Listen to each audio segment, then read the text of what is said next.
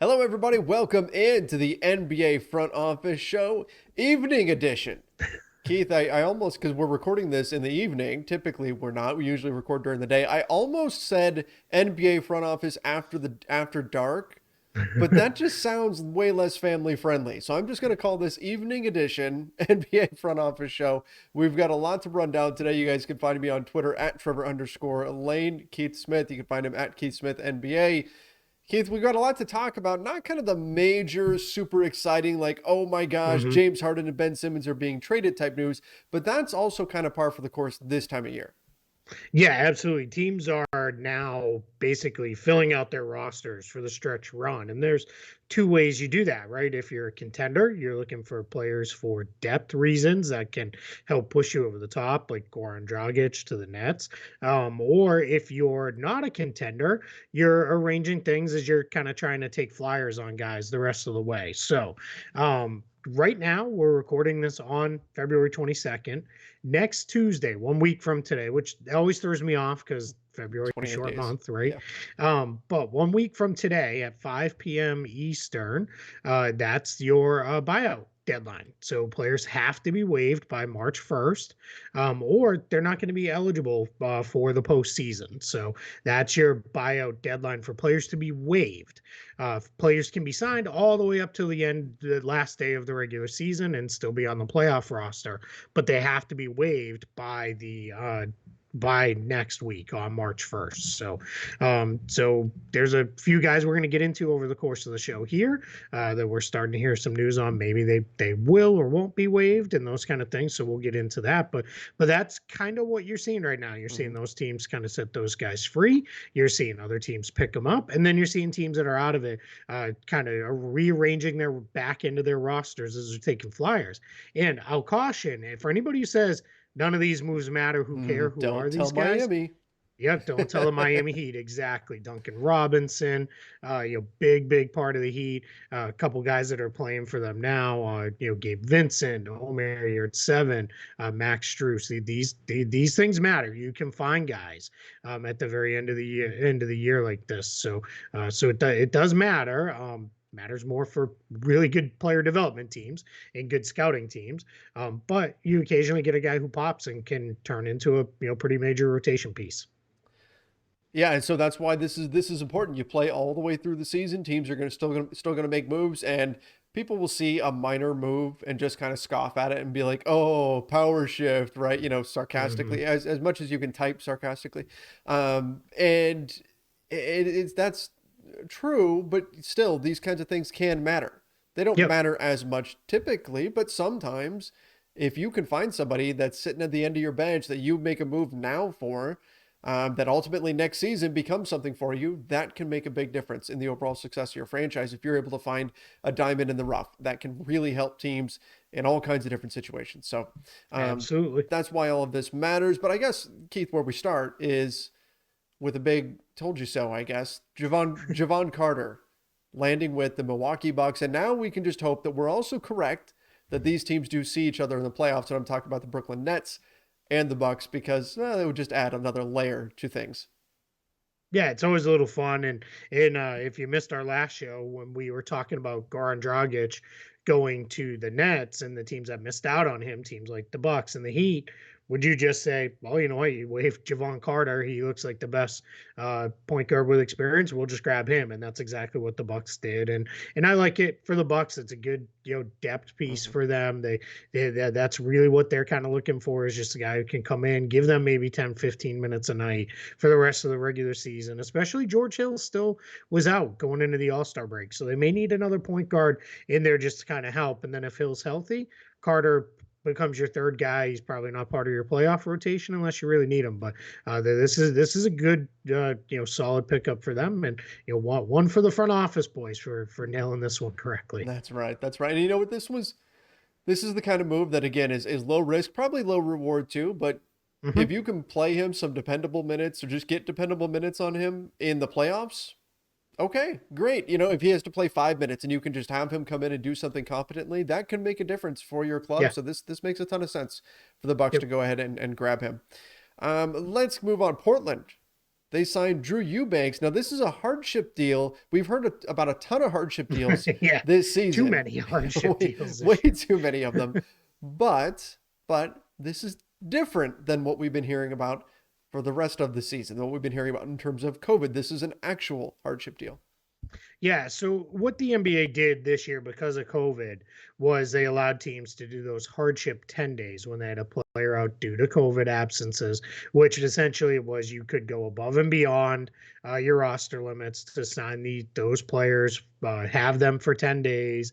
And then if you had guys down with COVID, you were able to kind of, that was we don't want to cancel a whole bunch of games and have to reschedule. Let's keep this train running. Let's keep things moving forward here. So, but the hardship, the standard, regular, normal hardship, whatever we want to call it, has existed for years in the NBA. And what happens with that one is if once you get to 4 players or more are out, you're able to petition the NBA for an additional roster spot. You don't get cap space. You don't get any kind of signing exception or anything like that, but you can petition. It generally becomes a hardship deal. And that's what Portland did. Portland's without 4 players with long-term injuries. So it's, let's see if I can do it without looking. Damian Lillard, Nasir Little, Didi Louzada, and I'm missing somebody. Who am I missing? It's somebody. Oh, Joe Ingles. Oh, that's I was missing Joe Ingles because he's I don't think of him in terms of the Blazers. Right? Yeah, we don't. That was a good one. Yeah, so those 4 guys are out. So they're going to bring in Drew Eubanks for 10 days at least. Mm-hmm. They may be able to roll that into a second 10-day contract for Eubanks. They need a little front court depth right now. They're only kind of big on the team that's truly center size is Yusuf Nurkic. Everybody else is more of a 4 on their roster. So Eubanks will come in. He's a guy who's had moments for the Spurs. He was traded as part of the Dragic, that young swap. Toronto later waived him and set him free. So, it's good chance for Portland to look at a youngish big for week and a half here. Probably be 2 10 days. So about 3 weeks. They'll get to see what he can do. And Portland wasn't done there. They also signed Brandon Williams to a 2-way. Now, I'll admit, I don't know a ton about Brandon Williams, but Keith, you were excited when this came up. Apparently he's been doing quite a bit in the G League. He has been. I should be prepared better, and let me pull his stats up here real quick. But yeah, so while I'm getting those pulled up, Brandon Williams, that is not the Brandon Williams I was looking for. The Brandon Williams I pulled up is older than we are, so not him. Could still be in the G League, just camping out in the corner, firing threes. Yeah, maybe. Yeah. Better than I could. That's for certain. So Brandon Williams, in the G League. Well, while I get this pulled up, he was signed on a 2-year 2-way. It sounds like reporting from Woj. He is replacing Trendon Watford, who was signed to a standard contract to replace Dennis Smith Jr., who was waived because he's likely out for the season with an elbow injury. But Brandon Williams, college basketball fans who watch us might know his name. He went to Arizona, played a couple years for Arizona in the Pac-12. He was up earlier this year with Portland on one of the hardship contracts, but this year in the G League, he has averaged 20.5 points per game, 4 rebounds, and 5.7 assists per game, along with 1.3 steals. And for a 6'2" guard, he has 0.65 blocks per game too. Oh. So almost like a half block a game. Shooting percentages they're not great. 42% from the field, 33% from 3, but he gets to the line some, hits 85% there. So I like this type of move. He's a guy, he went undrafted at the draft. He's 22 years old. So this is a good opportunity for Portland. Get him in there. Kind of he becomes your developmental point guard on your roster, and you see what you have in him for the rest of the year. So I think this is a kind of smart move for Portland the rest of the way. Absolutely, and it's good for the G League as well, just to see guys get rewarded for solid play in the league. So yeah, I mean, it's again a very, very low risk here. It's just a 2-way spot, but still good to see solid work in the G League get rewarded here. Let's jump to our old buddy Dennis Schroeder. He's good friends of both yours and mine now. He's been on both of our teams. Yeah. Got traded to the Houston Rockets in the Daniel Tice deal, and there was a lot of talk about, well, is Schroeder going to get bought out? Is he going to finally Mhm. get set free, and then he's going to be one of the guys that's out on the buyout market? Because the Houston Rockets, they're not. I mean, let's face it, they're not trying to win games right now. They're more worried about developing for the future. So does Schroeder really make sense there? But now it sounds like that's not going to be the case. In fact, the Rockets are going to hang on to him, and it's a mutual thing that Schroeder doesn't even really want a buyout from the Houston Rockets, is not interested in taking less money. And I guess from Schroeder's perspective, if the Rockets are asking him to give back a lot, teams already have a pretty good sense of what he Mhm. is. And so if he's okay with just staying with the Rockets, if he wants to make sure he gets every single dime, then you play out the rest of the year in Houston, and then you're a free agent in a few months anyway. Yeah, I don't blame Dennis Schroeder. This is not a potential jump wall Yeah. situation where you're giving up, sum of $40+ million. He's on a $6 million, $5.9 million deal. Yes, he's made a ton of money. I fully get it, and this maybe will something changes in the next week. This Mm-hmm. could be one where you get one of these teams that looks pretty good that needs a point guard, gets in his agent's ear and says, Yeah.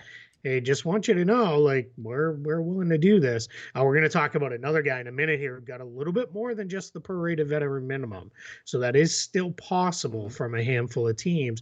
But yeah, it doesn't surprise me with Schroeder that he's saying, "Nah, I'm good to play it out." I think he's probably looking forward to try to finish this finish this season strong, and then we'll go back on to the free agent market next summer and see where it goes. He's a little bit further down that point guard pecking order, I think, for teams now. But he's got to Mm-hmm. feel good that at least at a bare minimum, he's got another mid-level deal, probably more than the taxpayer this time around. I would guess probably a bit bigger chunk.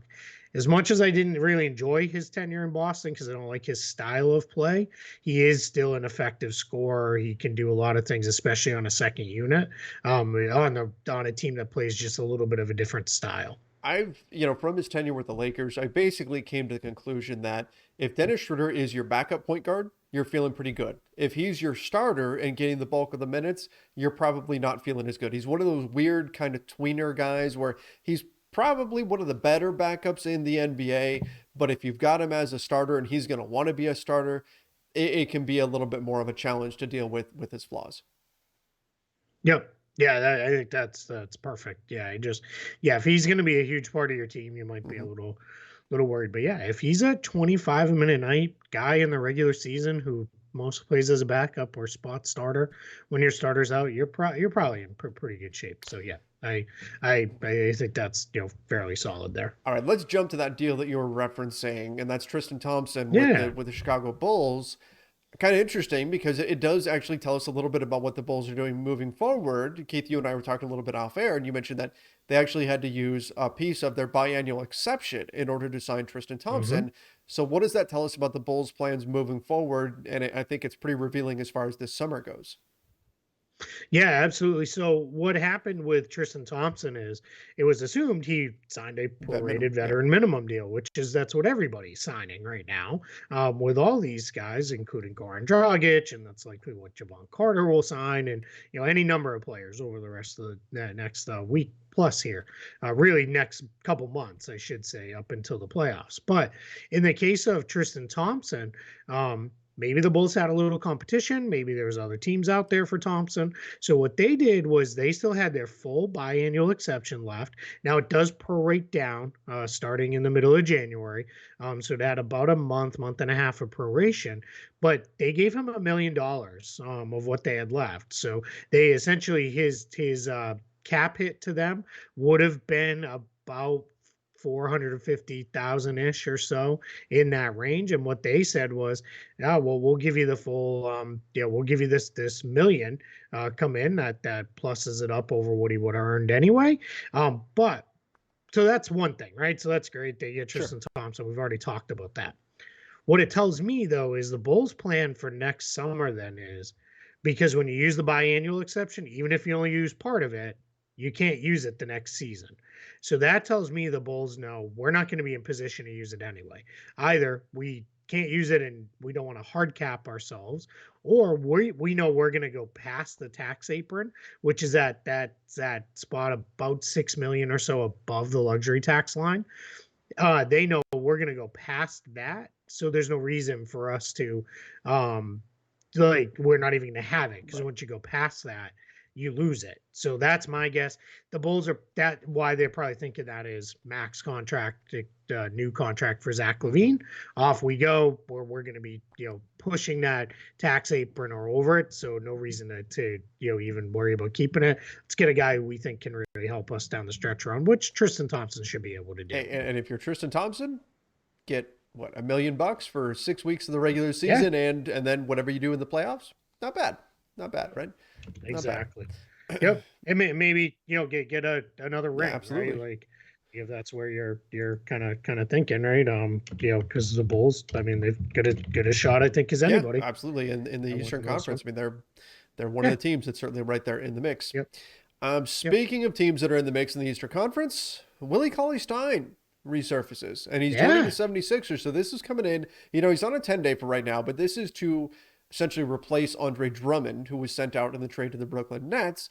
But I think, Keith, the bigger thing here is, and I'm curious to see what comes out of this, I'm assuming hopefully this means Willie Cauley-Stein is all good, because we've been concerned for a little bit now. There wasn't a whole lot of reporting on exactly what was going on with the Dallas Mavericks, why he was away from the team. But now that he's popping back up with another team, I think regardless of what team it is, to me, that's a positive sign for Willie Cauley-Stein, the person. Yeah, absolutely. Willie Cauley-Stein left the Mavericks right around Thanksgiving, and had been ruled out for roughly a month and a half straight with personal reasons. That's why he wasn't playing. With Dallas, was put on their inactive list and just kind of left there. Hadn't played all that much prior to leaving the Mavericks. Roster structure was so that they had a ton of bigs this year, so he wasn't necessarily really a big part of things. But yeah, and then we had wondered about it for, as you said, for a very long time of, geez, well, what's going on there? The Mavericks let him go mid-January, but now, so hopefully that means everything is cleaned up, and his, whatever that personal issue was, hopefully, all the best to him and his family and everybody, and everything is good. And now he's going to join up with the 76ers, who they need another center. Their backup five right now it's kind of Paul Millsap, kind of Paul Reed. They've got Charles Bassey, the rookie, who they like, but you don't really want to be relying on him. So give Cauley-Stein 10 days. Essentially what happens when you give a guy a 10-day at this point, it's almost kind of a tryout. Let's see how it looks. Let's see how it fit. Let's see where we go. And then off we go from there. If it all works out, probably do the 10-day route and then sign for the rest of the season, like another big just did in Denver. Our guy, DeMarcus Boogie Cousins. How was that transition? That was nice. I like that. It was almost like almost like you're a professional, Keith.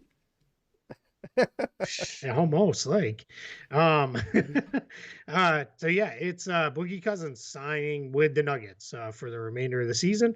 This was expected. He had played fairly well for them. We'll see what kind of role he has come postseason time. My guess is it's probably more of a, if Jokic is on the bench early in foul trouble kind of thing. Yeah, matchup kind of guy. They'll mostly roll, I think, with Jeff Green as the backup five, JaMychal Green. There's Zeke Naji when he's back healthy and ready to go again.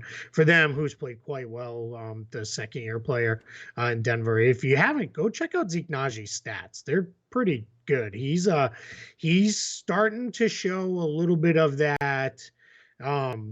Did anybody see this coming kind of thing with his shooting range? He can really shoot the heck out of the ball, and he's starting to defend a little bit more too than was expected. So yeah, they tend to play him a little bit more at the 4 than the 5, but you put him out there with JaMychal Green or Jeff Green, kind of interchangeable. Let them do the banging. Let him kind of be the help side, weak side shot blocker guy. But yeah, Boogie Cousins, good for him to see him catch on with the Denver team. That, man, they're one of the teams I'm very interested in over the next two months to see, what do they look like going into playoffs. They're one of a couple of teams in the West where you're like, if they get healthy, this could change. Like, we've got this concept of the Western Conference as, okay, it's Phoenix and Golden State and then everybody else. And you know, we have this idea of how it's going to play out. You've got a few teams. The Clippers could be one of them, depending on their health. Denver could be another one, depending on their health. That could play spoiler and completely shift our entire perception of what the conference is going to look like. So will be interesting to see. Well, related to that too, I mean, you've Yes. got Chris Paul out now with the thumb injury. The Warriors' last update on Draymond wasn't great, right? Where it was, you know, we'll let you know. Basically, was what that one was, and Wiseman's still not ready to go. So, yeah, the West may not be as locked in as we once thought it was going to be. So, yeah, I'm really interested to see how that all plays out. And yeah, and you're right, man. If Jamal Murray can look kind of good, if they get Michael Porter Jr. back. Yeah, Denver's going to be tough because, I mean, Jokic is incredible. He might win the MVP again. That's he might indeed. We're going to have to do, and obviously as the season comes to a close, we got to do our awards for the season. We'll definitely have to do that. Oh, yeah, for sure. Let's get into this, though. Speaking of injuries, Zion Williamson. So it's feeling more and more like this season just isn't going to happen for him. Now, fingers crossed. I mean, hopefully he does get back onto the floor, but we haven't heard any positive updates in a bit. And now, we heard the story. You and I talked about it a few days ago about you've got CJ McCollum saying that he hadn't actually talked to Zion, which is a little bit of a red flag, especially when you. Now he said he has on what is it, NBA Today? Is that what the jump is called now? I think, but yeah, right, yeah. Which So now. So there was probably a little bit of backlash there, and then he had to go back and correct. But now, I imagine JJ Redick said Zion is a detached teammate. Now, I mean, physically, we've heard Zion is in Portland, so in that sense, yes, he is detached because he's not physically with the team. But is there a problem here? Like, is this really, because this is what came out a couple days ago that, Zion, Damian Lillard, these guys were going to be the next guys that we're looking at in terms of a Ben Simmons-ish situation, just as far as the next big player that's on the trade market. Zion's still in his rookie deal. Are we at that point already where the Pelicans have got to be worried about Zion and whether or not he's staying long-term? I think if you're the Pelicans, you have to be worried about what are we doing here, because he's extension eligible this summer, and that's going to be, I don't even know where you go with that. I maybe I mentioned here, it may have been somewhere else, but I talked with a team who said if it was us, we'd have to have the Embiid language, where it is, we would have to have that injury protection where if it's his foot, his knee, his back, whatever it is that you identify, any one of those injuries, we can get out of this and be pretty protected. On the flip side, players don't want that, right? They want guaranteed money and locked in. So that's the question is, right? If you're there's a couple things. One is you have to factor in the health, right? This guy's played 85 games in what's now essentially 3 seasons. Now, 2 of those were shortened seasons, so let's be fair, but still 85 games. Now, when he played, he was awesome. I think we forget how awesome this guy was last year. 61 games, 33 minutes per game. So they didn't baby him, right? He got out there. 27 points per game, 7.2 rebounds, 3.7 assists, 61% shooting. Like that's unreal. Like that, I mean, that's a little improvement here, a little improvement there. That's a MVP level guy. It's 70% for the year from the free throw line on 8.7 attempts per game. I mean, that's ridiculous, but if you can't play, it doesn't matter how good it is if you're only going to play, every other season, third year. Yeah. Then you're on the Eric Bledsoe plan, right? Remember that one where it was like he only played in odd seasons or whatever it was, and every even season he got hurt or something. But anyway, so that's one, right? You got to factor in the health. 2 is, what if he doesn't want to be there? What do you do then? I don't want to give him a max extension and then have him a year into it, or maybe even before it even kicks in, say, I don't want to be here, trade me. Then what do you do if you're the Pelicans? I'm starting to wonder, and I'm not reporting anything here. This is just strictly me wondering. Do you trade him? Just get what you can and say, we don't even want to deal with it. We don't want to deal with the contract extension or anything. Where July rolls around, let's go. Everybody make your best offers. We're going to move forward because they've got some pretty good pieces right now. You get one or two more guys for Zion in a trade, you go. But I mean, you're kind of trading him at probably his lowest value right now, especially if he doesn't play all year. I don't. This one is beyond complex and complicated. I think they'd have to hear from Zion that he doesn't want to be a Pelican long term, and that his mind's not going to be changed on that. I think if that's the case, then okay, you add all of that up and you say, all right. If Zion was in his first year as a rookie and he looks amazing and he says, well, I don't really want to be a Pelican, you pull the Jerry Buss with Magic Johnson. We'll convince him, right? We'll convince him and we'll, by the end, he's going to want to be here. He's been there for a few years now. You already have all these other concerns that are on top of, does he even want to be here with his team? And that's where you have to start considering this. But I'm thinking about it. I'm like, the NBA has rules built in to trying to help teams keep their rookies, try to keep them in town if they are that true like max level player. This would be somewhat unprecedented for a player of Zion's caliber to suddenly hit the market at his age. I'd be really curious to see. It would almost be the next evolution of the Ben Simmons. Like before they even get to the extension, now a team would be trading him. I would be very curious to see if, number one, we do get to that bridge, and then what it looks like in order to cross that. What do the Pelicans need in return? What are teams willing to pay? We would really be in uncharted waters here. And big time. That's what makes this one so fascinating, right? Is we just don't know. So one other thing, I mean, their option is also let's let it roll into restricted free agency, right? You have that option if you're the Pelicans. Now you run the risk. Is he the first high draft pick to say, you know what, I'll just sign the qualifying offer, play it out 1 year, and then off I go as an unrestricted free agent? I don't know, man. This one's gonna be fun. So I'm gonna put you on the spot. So Pelicans have been they faithful watchers of Front Office Show, and they're like, I like that Trevor guy. I like the cut of his jib here. What do you do if you're in charge? What do you do if I'm running the Pelicans? So if I'm David Griffin and I'm in charge. I'm me. You're you. He's okay. He's gone. They have signed David me. Griffin's out. Yep. I'm going to the buyout. Okay. You're running the show. I go there. I'm running the show. I probably ask for Saints tickets first and foremost. I'm seeing if I can work that. I trade all the picks back to the that's Lakers. I'm trading. Is Lonzo's still not on? Lonzo's not on the team anymore. Otherwise, I'm trading Lonzo Ball, Brandon Ingram, Josh Hart. He's gone too. Come on, Pelicans. And sending them all back. But Zion. Strictly with Zion, right? So your options are trade them, extend them, let it play. I'm very quiet. I mean, we talked about covertly listening to the Russell Westbrook trade market. I'm covertly listening to the Zion trade market. I am as secretive as I can be, as black ops as it's got to be. I am keeping this completely under wraps if there's any way to do it.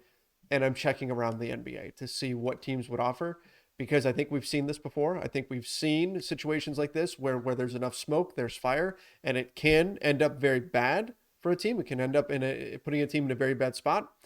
And given the young talent that's on this team, given the pieces that are there, this is a team that could potentially, I mean, not a finals team, but can make a run towards the playoffs if they can get the right return in a deal. So I'm certainly listening, and I'm seeing what is out there with the understanding that if I make a lot of noise with this, that's going to rock the boat, and it's going to create perhaps an even bigger problem for me down the line. So I'm listening, but I have to be very, very careful in terms of how I go about it and how I find out. It would have to be, if this trade was to be executed, it would have to come across as one of those out of the blue, holy crap, where did that come from type of moves that nobody had heard anything about, which does occasionally happen, right? I mean, the Porzingis trade on trade deadline day, it would have to be something like that, because if it gets out and the deal falls apart for whatever reason, you could be in a very difficult situation from the Pelicans' point of view. Yeah, I'm with you. If it was me, I'm working with it as far as where is it you want to be? Let's try to see if we Mhm. can do something with that team. Is there even anything that's workable there? Because if he says a destination and you're like, they don't have Right. anything to trade for you that I want, then too bad, man. Like that's let somebody else trade you and you become their issue to deal with, or Right. trade for you rather. But yeah, I would. That's where I would find out, all right, what are your acceptable Hmm. destinations? See if I can make something work there and just hand the problem off. I am so Yeah. risk averse with contracts. I'm terrified. I would be absolutely terrified of giving this guy a max deal and then having him play, 100 games or 200 games over the life of it. That's all you see rather than the, 4 or 500 that you should get. Like I would be so scared that Yeah, that's I how it mean, would you'd have play out. nightmares of, Greg Oden and players like that that just were never able to Hmm. physically really do Yeah, what you hope they would be able to do. I mean, the flip side is though, it's a sport. I mean, you never like sure. Paul George took one wrong step and his leg snaps in it. Like you Yeah. never there's no Hmm. true certainty, right? But there are Yep. some red flags around certain players and maybe you could say that Zion Williamson crosses that threshold and it's enough to where you find out what you can get out there on the market because if and I think I talked about in the last show, the worst position is if the guy suddenly becomes a free agent. Let's say he does take that qualifying offer and then Yeah. you lose him for nothing and Yeah. then goodbye, And you're a out. number one Yeah. overall pick out the window. How far does that set you back? If it's me, I'm looking to see what I can get on the trade market and avoiding that Yeah. situation. Yeah. And man, and I have to do it knowing he goes there, stays healthy, and becomes. Yeah, I mean, I just rattled Yeah. off those stats. If that's what he is, or even better than that, well, I'm probably getting Hmm. fired. And well, I blew that one. See you later. And that was, my tenure as general manager was very short lived, but it was yeah, man, wild stuff. We're gonna have to see. This will now become the story kind of to watch here leading Hmm. up to extension time, for sure, without a doubt. That and this guy, what's his name? LeBron. That's it. That's it Oh with the whole yeah, extension thing. There, something going on something with him. weird going on there. I don't know. Something strange happening there. Yeah. Oh Yeah, let's my see how goodness. that goes. At least that one's Yes, true. August though, before you can Right. even sign the extension. So we'll get well clear of free Yep. agency and all that other stuff before we really know what's going on with that. All right, a Yep. couple more smaller transactions to get into to close out the show. Celtics signed a couple guys, Malik Fitz and Keelan Martin. Fans who are really big fans of the show probably recognize their name. Keela Martin's been in the league for 3 seasons.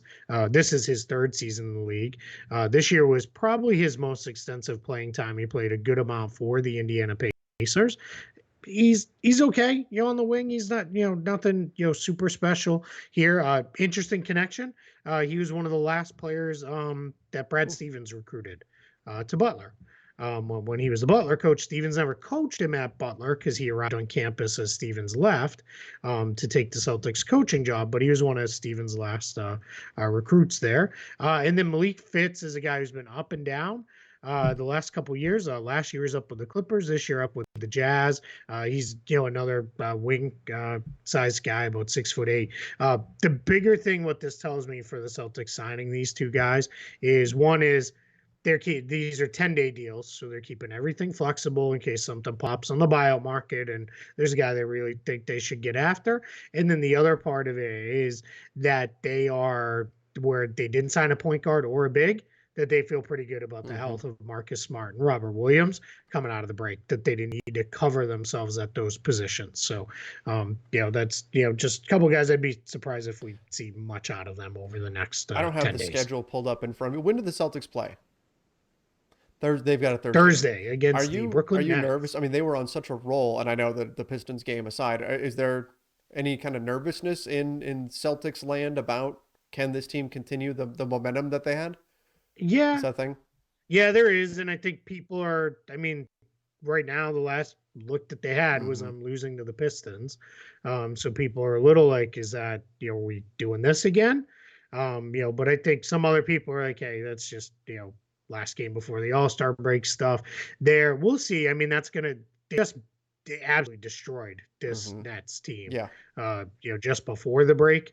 And it's going to be a similar-ish looking Nets team without a lot of their guys. It's a home game for Brooklyn, so Kyrie can't play. Kevin Durant's not going to be back. Ben Simmons isn't going to Mhm. play. Minor update on Simmons. Ramona Shelburne said it's Yeah. weeks before he's going to be ready to play. So that sounds like we're definitely going into March before we see him. So yeah, we'll have a good sense of, did the break kind of do them right? Did they get their heads right? Let's get back at it and go, because their schedule looks, I think, harder on paper than it really may be. Just looking at what some of these teams are Mhm. now versus what maybe their Yeah. records are. But they still have one more West Coast trip in there, which is always a little difficult. So yeah, I'm curious to see how they come out. Hey, ideally you want them to come out and blast an undermanned Nets team and kind of reset that stage to like, all right, we're ready for the Well, and stretch I'm run looking here. too. I mean, you've got the Nets coming right out of the gate, and that's nationally televised. But then their next game is the Pistons, so you get Yeah. a little revenge game chance there. I mean, if you come out, And then a weird one though, because it's a noontime tip, and we know how oh those yeah, go yes, around yeah, the those can league. So that's a strange little things bit of an odd happen. one. Strange Yeah. things happen, of course. But Yep. Yeah, and then they've got a back to back, because then Indiana, they play the weird back to back noon on Saturday and then 5 p.m. on Sunday. So an odd back to back, but at the Pacers. So yeah, I mean, I think they'll be okay. Coming out, I mean, those are 3 wins. I mean, even taking the oddity stuff out of it that they should get. Then it's the Hawks. That's another one I think you feel hmm pretty good about. And then it's the Grizzlies, on Thursday the 3rd. That's kind of the that's first the test. huge Mhm. test, but they've struggled with the Hawks this year, at times. So yeah, well, let's see. Right, mostly, man, it's just I'm ready. Let's get games Yeah, back. it's I'm so ready. we're like we were talking about this heading into the All-Star break. Like the first few days, it's going to be Needed a break, okay. We but need a yeah, little bit of a break, but as yeah, we get further into the All-Star break, I start getting a little shaky. I miss some basketball games on yeah, TV. Um, yeah. yeah. Well, we'll get them Yep. back soon Yeah, enough. and I'm not. I can't. I tried watching college games, and I Yeah. couldn't do it. I'm an NBA snob. I'll own that and own it there. All right. Well, fortunately, we don't have to wait too much longer for games to return, but I think that wraps things up for us today. Appreciate everybody for joining us. Make sure you do subscribe right here to the NBA Front Office Show. Don't forget to turn on those notifications as well. As I mentioned, Ron Gunnerman did a video on the Zion Williamson situation as well, breaking down some of the cap implications and things like that earlier. So make sure you guys check out that video and say hi to Ron. And I think that's about it. So again, thank you everybody. Stay safe and see ya.